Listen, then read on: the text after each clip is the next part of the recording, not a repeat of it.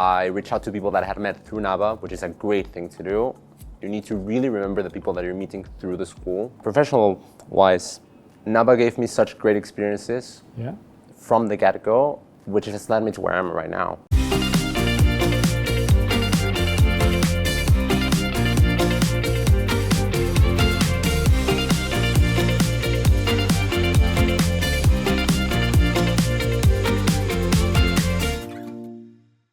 Hi everyone, and welcome back in a new episode of NABA Meets Alumni. Today we are here with Diego Collado.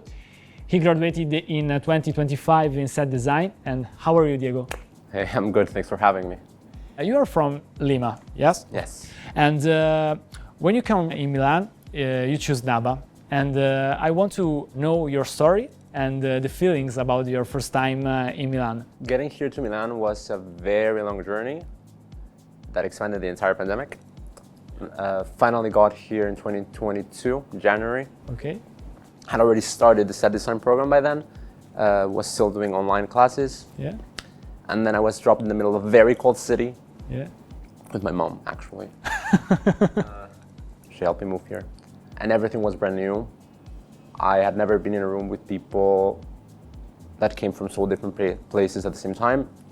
So many different perspectives. It was very inspiring, but very scary. The word is scary. Yeah, because from Lima, the difference are, so, I don't know, the culture, the people. It's a huge difference. To begin with, Lima is 12 times the size of Milan. I might have that math wrong, but it's huge. You don't get anywhere without a car.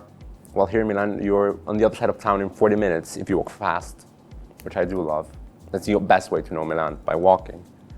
And why you choose Set Design? It's the one thing I've done consistently all my life. Even when I was in preschool, I always tried to participate in school performances, nativity plays, these kind of things. And always had questions about, why do I have that chair? Why do I have that costume? And why isn't that chair like that? Because I think this chair might be a bit better. And it kind of stuck on and developed that more and more and more. Yeah. And what does NABA represent for you on both a human and professional level? And what was the most transformative aspect of your experience at the school? I think for the first one, the answer is the same thing for both professional and human level. NABA is a touch point for me. Yeah. I've made incredible friendships here that I keep on sustaining after graduation. I work with a fellow graduate. My best friends are from other programs. It keeps my life here alive. And professional-wise, NABA gave me such great experiences from the get-go, which has led me to where I am right now. Not only do we have professors that are already working, and they can take us to the theater with them, or to a site, or we go to a museum and we draw, and it's ever-changing, or we're just exposed to the real thing, which I think is the best way to learn. Yeah. During your time at NABA, you had the opportunity to collaborate with institutions such as La Scala. Which of these experiences challenged you the most, and what did it teach you? About the Scala, the prospect of having an internship at the Scala was what convinced me of coming to NABA, actually. So the moment I touched on campus, that is what I want. Okay. I told every single professor, this is what I'm going to do. Ended up doing it. It was great. Learned a lot. I find that the constant curve of learning that we are all having, both now here in school and now that I'm working, is we're always learning how to communicate better, more clearly, more simply, so that we're all in common understanding. And that is something that at the Scala I learned a lot, because it's super fast-paced. You have only 2 months to put together the entire production. Everything has been designed, but as you are in the rehearsal room, the sets are being built, the costumes are being made, and we're all running as part of the directing assistant team, just running and dealing with dancers and with makers and artisans, craftsmen, directors, choreographers, light people. It's a huge world. Thank God I learned Italian, because I wouldn't have survived otherwise in the Scala, but it was great. But it's not the only thing that I did through NABA. I was able to build sets with a great scenic shop outside of Milan. The first day I got there, they were having me do things for David Lynch, and the day after that, things for Dolce Gabbana. It was, okay, this is it. This is the place. I am so happy, thank you. And now, Diego, we have some questions from NABA students.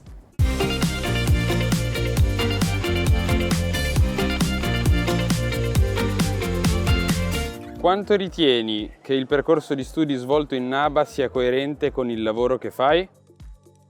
What are 3 tips for finding a job in the field after completing a bachelor's degree? I think that what I learned at NABA is very, very coherent with what I'm doing now.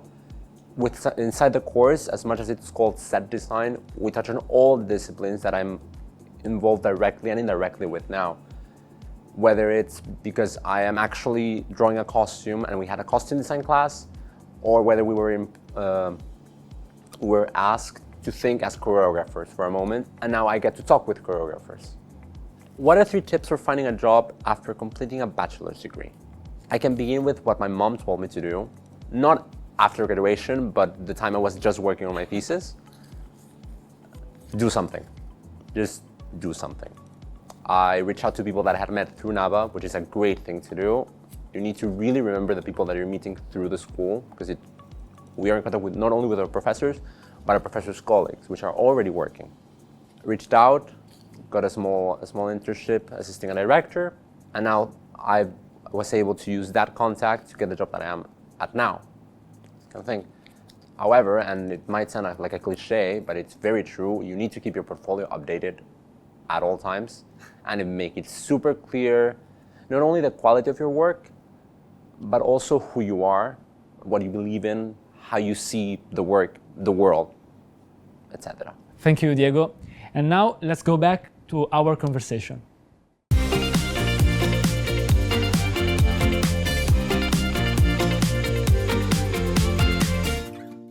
Can you explain something about your thesis?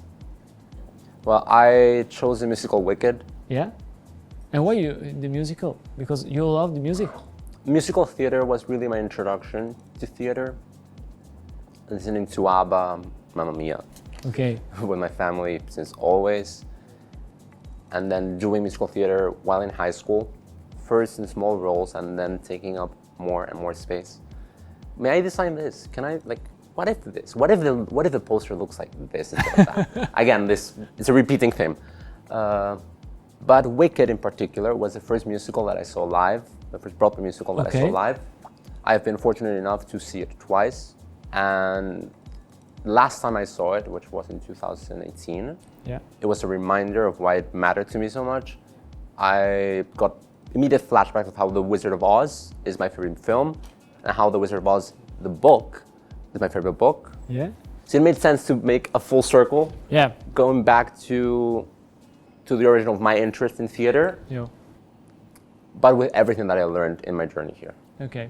And you think there's a connection between music and set design? Definitely. I can think immediately of opera, in which we are told that we need to listen to the music first, then read the words. I tend to do the opposite. But listening to the music immediately tells you how everything moves. There's a rhythm that will not only be about how the action is performed or how the chorus is moving, but how the entire space inflates and deflates. And therefore, how you need to limit performance through space. Yeah. The work of the set designer is create a world on a creative idea, no? Yes. Where the idea live. And especially in the opera or so in the musical, you see something and listen, no? Everything has to come together. And at the end, you're creating, like I said, something that limits, but also something that is as real because it's built, it is painted, people touch it, people move in between, as it is what it looks like and what it represents. So everything has to come together. No one element in any sort of performance lives in isolation. Now you are working for the Balich Wonder Studio, and you are working for a big production like the Milano-Cortina for the Olympic game. And can you explain something about the project? Milano-Cortina is a machine. I've never expected to work at such scale. We have an incredible team behind every single aspect of it.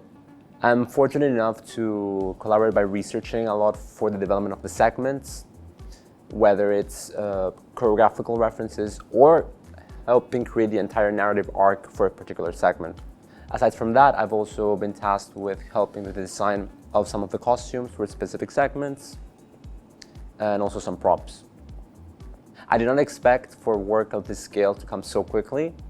I'm learning very quickly about a lot of things. We're on very tight deadlines, and we are aiming always to an audience of millions. It's again this thing of communication, of being clear. The message can be very Italian, very specific to the place, and it is. But it still has an aim towards everyone. Can you explain the most difficulties behind this big project? Most definitely, is we exist in a production scenario in which we are constantly communicating, things are constantly changing, new ideas come, new requirements come, there are protocols that need to be respected because it's an Olympic ceremony. But then we might all be in a room one morning just looking at a choreographer move inside of a costume that's not finished, and we're trying to understand whether it will work or not. And then something just clicks, and there is something very strange you're looking at. And this happened some time ago. And then just sings. Everything sings, and we're happy for a moment, and then we're back to rushing. So it's about those moments in between which all the different ideas that everyone had became a prototype of an idea, and eventually a prototype for a real thing, and a real thing at the end. Diego, what does NABA mean to you? I think it's a blank canvas, because it was both very daunting, because what are you gonna do? But then at the same time, it's you can do anything. Diego, thank you for your time, and thank you for being with us. Follow us on our YouTube channel and follow the podcast on Spotify.